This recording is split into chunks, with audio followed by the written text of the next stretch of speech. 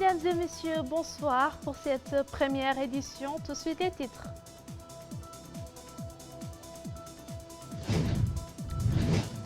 Après la nomination du Premier ministre, le président de la République, par décret, a nommé 3 ministres à la présidence.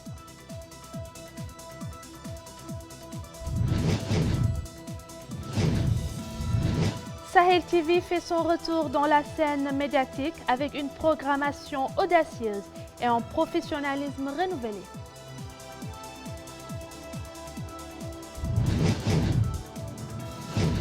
Mali, le gouvernement annonce la rupture diplomatique avec l'Ukraine.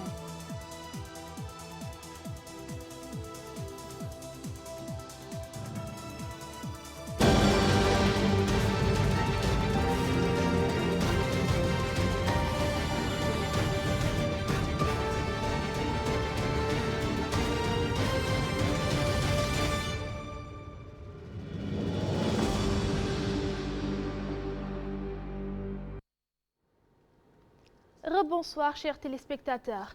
La présidence de la République a rendu public ce lundi des décrets au terme desquels sont nommés Moulay Mohamed Lardaf, ministre secrétaire général de la présidence, Nani Ould Chourga, ministre chargé du cabinet de la présidence, Mohamed Ould Etman, ministre conseiller à la présidence, Ba Aïssata Yahya, ministre conseillère à la présidence. Le Premier ministre mauritanien, nouvellement nommé, Mokhtar Ould Ndiaye, a annoncé que le président de la République, Mohamed Ould Cheikh Al Ghazouani, a déclaré lors de sa première intervention, après sa nomination, que le président Ould Ghazouani lui a enjoint de proposer une équipe gouvernementale capable de mettre en œuvre de manière optimale et rigoureuse le programme sur lequel il a été élu par le peuple mauritanien.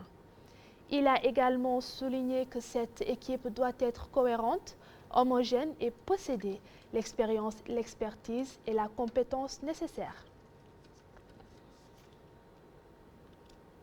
Pour célébrer la Semaine nationale de l'arbre, le ministre de l'Environnement a lancé depuis vendredi une caravane de sensibilisation à Elmina, Nouakchott Sud. L'objectif, mobiliser les citoyens du technique de reboisement et de plantation tout en mettant en lumière les bénéfices environnementaux et économiques des arbres. Une initiative essentielle pour redonner vie à notre écosystème. Écoutons à ce propos le ministre de l'Environnement, Lalia Ali Camara. Le cordon dunaire de Nouakchott a connu durant des décennies une exploitation de son sable pour les besoins de construction de la capitale. Cette exploitation a malheureusement affaibli la structure dunaire de manière générale. Par endroits, de nombreuses brèches sont formées, conjuguées à l'action de l'homme. L'urbanisation mal planifiée, la construction d'infrastructures, la destruction du couvert végétal et suite aux phénomènes extrêmes, tempêtes, élévation du niveau marin et sur côte. Cette fragilité du cordon dunaire n'est pas sans risque pour la ville de Nouakchott, où vit près du tiers de la population du pays, si ce n'est la moitié. Dans le même sillage, le directeur de la protection du littoral explique l'importance de cette semaine. Suivons-le. Cette activité qui est celle de la table ronde consacrée à la promotion des solutions fondées sur la nature et en mettant en exergue le rôle crucial de l'arbre, est une activité que nous organisons pour justement mettre en avant quelles sont les solutions les plus adéquates, contrairement aux solutions physiques, mais les solutions basées sur la nature, quelles sont les solutions les plus adéquates pour permettre à ce que nous puissions mieux protéger notre littoral de manière générale. Sahel TV fait son grand retour avec une métamorphose visuelle saisissante et un engagement fort envers son public.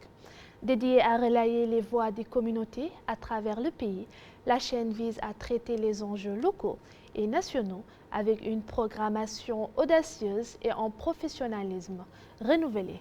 Babacar Nam.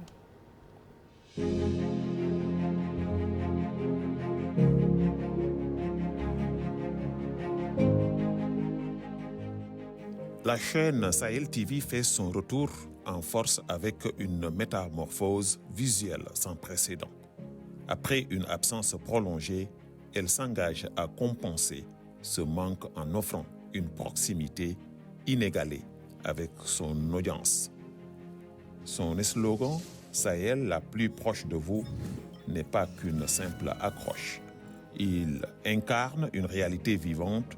La chaîne a déployé ses équipes à travers le pays pour plonger au cœur des réalités locales, relayant les voix de ceux qui souffrent et dévoilant les injustices.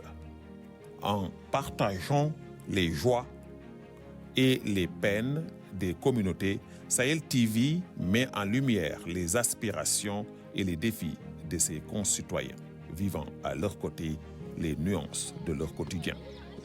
Ce retour est marqué par une programmation audacieuse, respectueuse aux enjeux nationaux.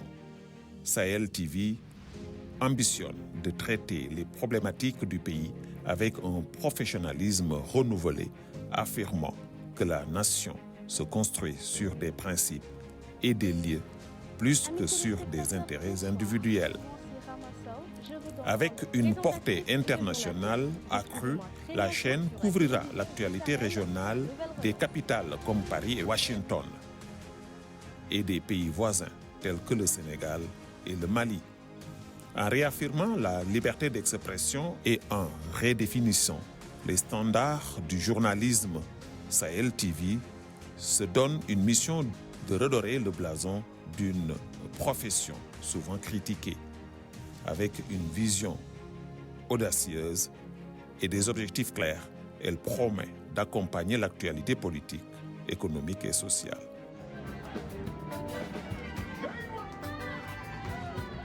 Tout en renouant avec son ancien adage, Sahel TV tombe malade, mais ne meurt pas.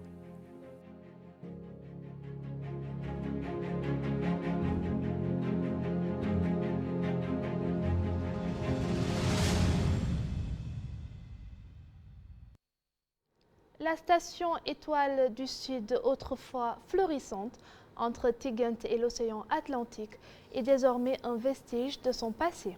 Avec une seule autruche et une voiture témoignant de son déclin, bien que ses ruines dominent le paysage, son intérieur raffiné rappelle une grandeur révolue, faisant de ce site une curiosité nostalgique. Diaoufal nous en dit plus. L'unique autruche et la seule voiture sont les derniers vestiges d'une station où les ruines rivalisent avec les beautés pour dominer le paysage. La station Étoile du Sud, perchée sur les collines entre Tigint et l'océan Atlantique, a prématurément vieilli. À son apogée, la station abritait de nombreuses espèces rares telles que des canards, des autruches, des tortues et des gazelles. Aujourd'hui, la plupart des gazelles ont quitté la réserve et celles restantes errent sans direction précise, tout comme le présent et l'avenir de la station.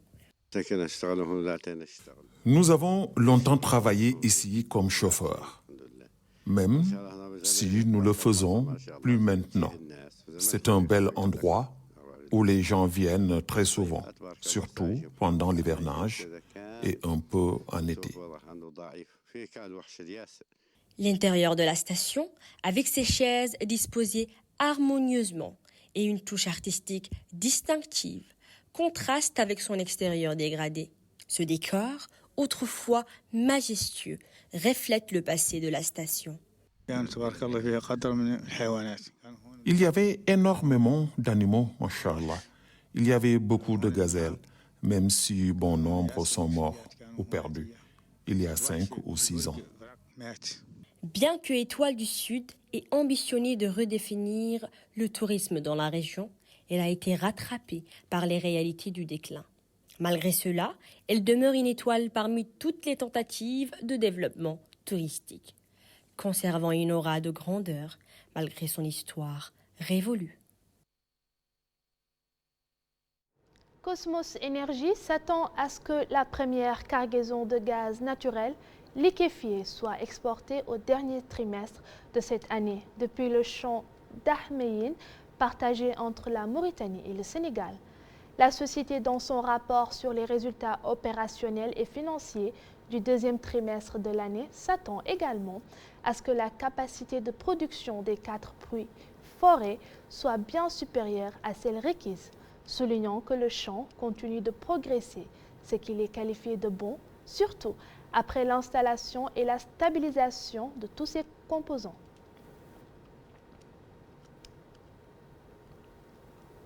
À la Mahadara El Rachad, près de Nema, la tradition perdure sous la direction du Cheikh Ahmed Habani. Malgré les avancées technologiques, cette institution prestigieuse continue de transmettre le savoir religieux et linguistique à travers des méthodes traditionnelles comme l'utilisation de la daya et des tablettes de bois. Explication Djaoufal. Sous la lueur des flammes, leur rencontre se renouvelle dans une nuit dont les détails s'entrelacent avec ceux de la nuit précédente. Ahmed, étudiant, profite de l'ombre du savoir et se prépare à achever la dernière récitation complète du Coran avant de se consacrer entièrement aux sciences religieuses et linguistiques, selon le programme en vigueur ici. Chacun apprend à son rythme. Certains utilisent la planche, tandis que d'autres lisent leurs livres. Nous étudions jusqu'à minuit, puis nous nous reposons avant de reprendre à 2 heures du matin. Certains n'ont pas encore mémorisé, tandis que d'autres, ayant déjà mémorisé, reviennent pour renforcer leur apprentissage. Ce travail intensif est principalement destiné à ceux qui mémorisent. La Mahadra al-Rasht, dans le village d'Arafat, aux environs de la ville de Nema, est une institution scientifique prestigieuse et une université ouverte qui a formé de nombreux étudiants, juristes et imams. Avec le temps, cette Mahadra est restée une source de savoir pour ceux qui cherchent une mémorisation solide du livre de Dieu et des diverses sciences de la charia, de la grammaire et de la langue. Cette école reflète les valeurs des écoles coraniques de Shingiti. Le cheikh exceptionnel y enseigne la grammaire et la langue. Un nouveau jour se lève sur l'écho mélodieux des cercles de récitation et des leçons du Coran résonnant dans ce lieu. Le cheikh Ahmed Hobahi, cheikh de la Mahadra et son fondateur il y a 30 ans, a contribué à l'enseignement des différentes générations, selon la méthode traditionnelle des Mahadra de Shingiti, qu'il considère comme la méthode la plus efficace pour que les étudiants assimilent les sciences qu'ils reçoivent.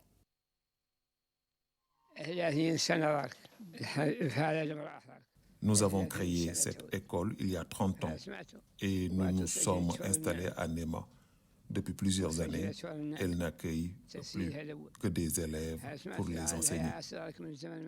À l'ère de la mondialisation, des avancées technologiques et de l'abondance des moyens, les étudiants de cette Mahadra continuent d'utiliser la daya, encre traditionnelle et la tablette en bois. Des outils qui ont toujours accompagné l'étudiant mauritanien dans ses différentes étapes éducatives autrefois, affirmant ainsi l'importance de la spécificité de la Mahadra pour les Mauritaniens. À Zouairat, la mort soudaine de bétail et l'émergence des maladies cutanées et cancers soulèvent des inquiétudes croissantes. Les habitants attribuent ces problèmes à l'utilisation de mercure et de cyanure par les prospecteurs traditionnels pour extraire l'or. Reportage Babakarnam. Massive du bétail à Zouairat, accompagnée de cas de cancer et de mystérieuses maladies de peau dont les causes sont inconnues et méconnues de la population. Maïmouna, une femme de 50 ans du quartier Dracage, qui a perdu plus de 10 moutons en plus de temps, vérifie les têtes restantes et sent les signes de cette épidémie. Je possède actuellement 10 chèvres et 7 chevreaux. Mais malheureusement, ils meurent de manière soudaine, de façon régulière, bien que je sois reconnaissante. Les habitants associent l'apparition de cette maladie à l'utilisation du mercure et du cyanure par les prospecteurs traditionnels pour extraire les particules d'or du sol. Le mouvement Mon engagement est en danger accuse les prospecteurs d'être à l'origine de la propagation de symptômes de cette maladie parmi les habitants, de la mort du bétail et de la pollution de l'environnement de la ville. Nous constatons que l'utilisation de certaines substances a des répercussions néfastes sur l'environnement et sur la santé des animaux et des personnes. Nous suspectons que la mort du bétail est attribuable à ces produits toxiques. Résultant d'un manque de précaution, nous craignons également que ces substances puissent provoquer des maladies chez les humains. Les propriétaires des mines situées à la périphérie de la ville admettent avoir utilisé du mercure dans un premier temps avant de recourir à la lixiviation du sol au cyanure dans un second temps. Voici notre méthode d'utilisation. Nous collectons des pierres que nous introduisons dans les machines, remplies d'eau jusqu'à mi-hauteur. Ensuite, nous broyons les pierres dans l'eau pour obtenir le produit final. Jusqu'à présent, nous n'avons pas rencontré de problème avec l'utilisation de ces substances et nous espérons ne pas en rencontrer à l'avenir. Les rapports officiels indiquent que 248 tonnes de mercure sont utilisées annuellement dans les processus d'extraction en l'absence de contrôle, selon les observateurs. Paradoxalement, et face à ce danger qui menace la population, les prospecteurs traditionnels ont produit 20 tonnes d'or au cours de l'année 2022 sur les 34,4 tonnes produites par le pays dans les secteurs industriels et traditionnels. Nous ouvrons à présent la page internationale de ce journal au Mali, où le colonel Abdoulaye Maïga, porte-parole du gouvernement de transition, a annoncé la décision du Mali de rompre avec effet immédiat ses relations diplomatiques avec l'Ukraine. Dans un communiqué publié lundi 5 août, le ministère ukrainien des Affaires étrangères a regretté une décision précipitée. La décision du gouvernement de transition de la République du Mali de rompre ses relations diplomatiques avec l'Ukraine est à courte vue et précipitée, a fustigé la diplomatie ukrainienne. Les autorités sénégalaises ont récemment convoqué l'ambassadeur ukrainien après des déclarations jugées inacceptables suite à la diffusion par le diplomate de contenus qualifiés de propagandistes et terroristes par le Sénégal. L'ambassadeur ukrainien au Sénégal avait publié une vidéo de l'armée ukrainienne accompagnée de commentaires que le Sénégal a décrits comme favorables à l'attaque terroriste au Mali. Le Sénégal a condamné dans les termes les plus forts l'attaque, renouvelant sa solidarité avec le peuple malien, appelant à privilégier le dialogue et les voies pacifiques pour résoudre les conflits.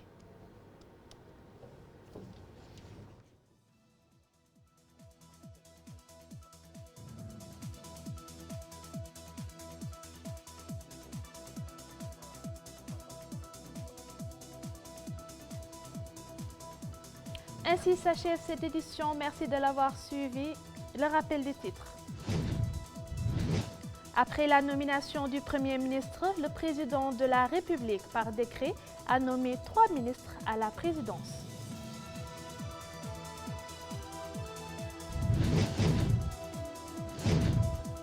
Sahel TV fait son retour dans la scène médiatique avec une programmation audacieuse et un professionnalisme renouvelé.